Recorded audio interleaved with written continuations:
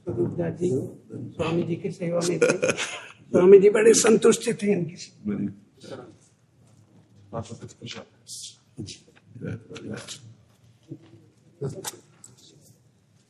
आपके तो अहोभाग्य क्या वर्णन करे। जो परम पूज्य श्री स्वामी जी महाराज के श्रीअंग सेवा में रहता अहोभाग्य। दर्शन से जीवन पवित्र हो जाए। सबसे सेवक धर्म कठोरा, सबसे कठोर धर्म है सेवा। सेवा में सुसुख का त्याग करके तत्सुख की भावना, यही हमारे सहचरी भाव है। सुसुख वासना का त्याग करके तत्सुख भावना में तन्मय होना, और इसका प्रारंभ यही जगत से होता है। सुख देवे को चावचित सब सोहित निष्काम, या सुधर्म हरिवंश को नाम गिरा विश्राम।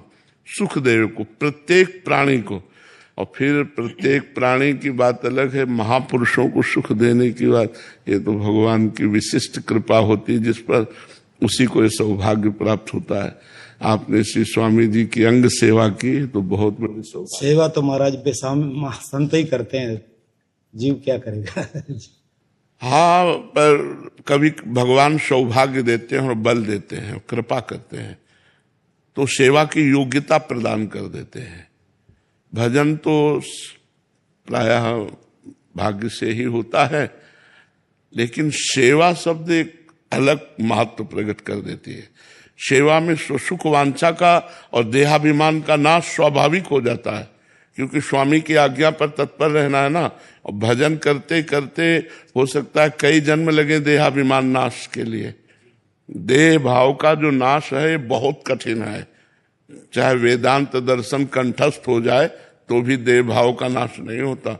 देह भाव का नाश होना ये बहुत कठिन बात है। और सेवा एक ऐसा धर्म है कि ये देह भाव नाश स्वाभाविक कर देता है।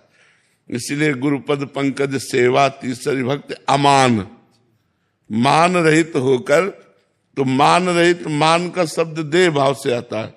देह भाव रहित होकर के सुख वांछा का त्याग करके जो सेवा करते हैं उन्हें जो ज्ञान प्राप्त होता है वो वेदांत पढ़ने से नहीं होता है। इसीलिए लिखा है नायमात्मा प्रवचने न लभ्या न मेधया न बहुना श्रुतेन। न बहुत प्रवचन करने वाले को आत्मबोध होता है, न बहुत बुद्धिमान को होता है, न बहुत सुनने वाले को होता है। आत्मा जिसे वर्ण करती है, तो वर्ण करने के तात्पर्य गुरु, आत्मस्वरूप गुरुदेव जिस पर कृपा करके सेवा में ले लें तो बोध अपने आप अंदर ही प्रारंभ हो जाता है। वो त्रोटकाचार्य जी भगवान शंकराचार्य जी की सेवा में रहते थे, शरीर सेवा में। तो कभी जैसे वेदांत दर्शन की चर्चा हो रही तो वो बैठते नहीं थे, वो शरीर व्यवस्था में लगे रहते थे। तो एक दिन भगवान शंकराचार्य जी स्नान करके गंगा जी से आए तो वो भगवान शंकराचार्य जी के वस्त्र प्रक्षालन कर रहे थे, लंगोटी वस्त्र आदि। तो उनमें से एक शिष्य ने कहा, भगवान इस सूत्र को व्याख्या करके समझा दीजिए।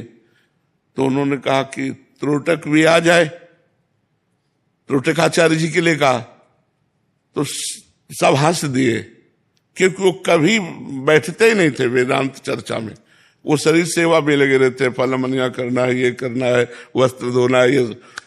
तो भगवान शंकराचार्य जी ने कहा, आप लोग समझते होंगे कि वो इस शरीर सेवा में है तो उनको ब्रह्म ज्ञान या वेदांत दर्शन, पहले को आगे कपड़ा। बोले बेटा इस सूत्र की व्याख्या कर दो। गुरु कृपा सूत्र की जो व्याख्या, सब आश्चर्यचकित। तब गुरु महिमा, जो महापुरुषों की शरीर सेवा करता है उसको जो बोध होता है वो पढ़ने लिखने से नहीं होता। पढ़ने लिखने से प्रवचन हो सकता है, लेकिन बोध, तत्व ज्ञान हो सकता है, लेकिन तत्व बोध ये अलग चीज है। तत्व ज्ञान की चर्चा आप कर सकते हो, लेकिन तत्व बोध हो जाना, वो बोध हो जाना, जैसे अपने श्री स्वामी जी महाराज थे, ये बोध संपन्न महापुरुष थे, बोध को प्राप्त। तो ऐसी गीता की चर्चा या तत्व ज्ञान की चर्चा तो बाहुल्यता है, लेकिन बोध प्राप्त महापुरुष की बाहुल्यता नहीं होती। वो शताब्दियों में कभी एक ऐसे प्रकट होते हैं, जैसे पूज्यपाद श्री उड़िया बाबा जी महाराज, श्री शरणानंद जी महाराज, पूज्य श्री जयदयाल जी महाराज, पूज्य भाई जी महाराज, पूज्य बाबा, ये सब शताब्दियों में प्रकट होने वाले महापुरुष हैं, जो बोध संपन्न महापुरुष है। और इनकी सेवा का तात्पर्य है अमोघस्य, महासंगस्तु दुर्लभो, लेकिन अगम्य हो।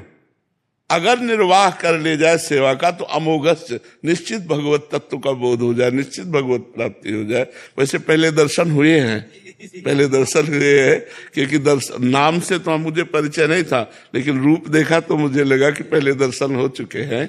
हाँ, अभी कल साधकों ने कहा था, श्याम सखा जी ने, हाँ, कि आपके दर्शन के लिए तो हम भी लालायित थे कि स्वामी जी के जो अंग सेवा में रहे तो दर्शन करें। तो अभी दर्शन से अनुभव हुआ कि हम पहले दर्शन कर चुके हैं, कहीं कर चुके हैं, चाहे हितधाम में हो, हितधाम में। जी, साधक संजीवनी के विषय में महाराज जी ने आपने कहा ना स्वामी जी का स्वरूप है, तो स्वामी जी ने भी ये बात कही।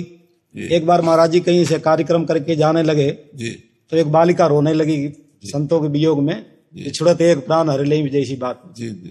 तो महाराज जी बोले तेरे पास साधक संजीवनी है क्या? जी, बोले हाँ। तो बोले वो मेरा स्वरूप है, फिर मैं तुम्हारे पास में ही हूँ। जी बिल्कुल, तो जी बिल्कुल। इसीलिए हम प्रायः जब सत्संग में एकांतिक में कोई ऐसा प्रश्न आता है तो हम कह देते हैं कि व्याख्या गीता जी की तो बहुत महापुरुषों ने की है, आद्य गुरु भगवान शंकराचार्य से लेकर अभी तक बहुत महापुरुषों ने की, लेकिन जो स्वामी जी ने हृदय खोलकर सहज सरल शब्दों में किया है। अगर आप गीता समझना चाहते हो, साधना समझना चाहते हो, सिद्धांत समझना चाहते हो, वेदांत समझना चाहते हो, तो साधक संजीवनी मूर्तिमान स्वामी जी का स्वरूप, वांगमय स्वरूप है। वीडियो भी आया हुआ, हाँ, वो वीडियो खूब देखा लोगों ने। हाँ, दिखा के आपने। तो स्वामी जी ने जो धरोहर दी हम साधकों को, वो अमूल्य है, क्योंकि महापुरुषों ने व्याख्या की, कहीं बहुत विद्वता पूर्वक की है तो कहीं बहुत घुमा के की। स्वामी जी ने एक एक चीज एकदम स्पष्ट कर दिया है, साधक को कहीं भटकने की जरूरत नहीं। सब सरल भाषा में भगवान जो बोल रहे उसको कई कई प्रकार से वर्णन किया है, कई प्रकार से वर्णन किया है, अर्थ वर्णन किया, फिर परिशिष्ट, ऐसे अलग अलग करके जो वर्णन किया ना, तो पूरा उस समझ में आने के लिए। इसलिए हर साधक को चाहिए कि अपने जीवन को भागवतिक बनाने के लिए साधक संजीवनी जरूर पास होनी चाहिए। एक श्लोक चाहे रोज पढ़े, एक श्लोक पढ़ करके उसकी व्याख्या का मनन करे और आचरण में उतारे तो भगवत प्राप्ति निश्चित है। जी, समर्थ है साधक संजीवनी, भगवत प्राप्ति कराने में समर्थ है। ये हमारा अनुभव है। हाँ, हमारा अनुभव है कि समर्थ है वो। कहीं और ग्रंथों में ना अगर जाए तो पूर्णता है इसमें, और जाए तो मना नहीं है, लेकिन ना जाए तो पूर्ण है साधक संजीवनी का स्वाध्याय और मनन और आचरण में उतारने मात्र से भगवत प्राप्ति हो जाएगी। जी, स्वामी जी ने भी एक बात कही है कि एक साधक के लिए एक साधक संजीवनी ही बोले जीवन भर के लिए काफी है। हाँ, बिल्कुल बिल्कुल बिल्कुल।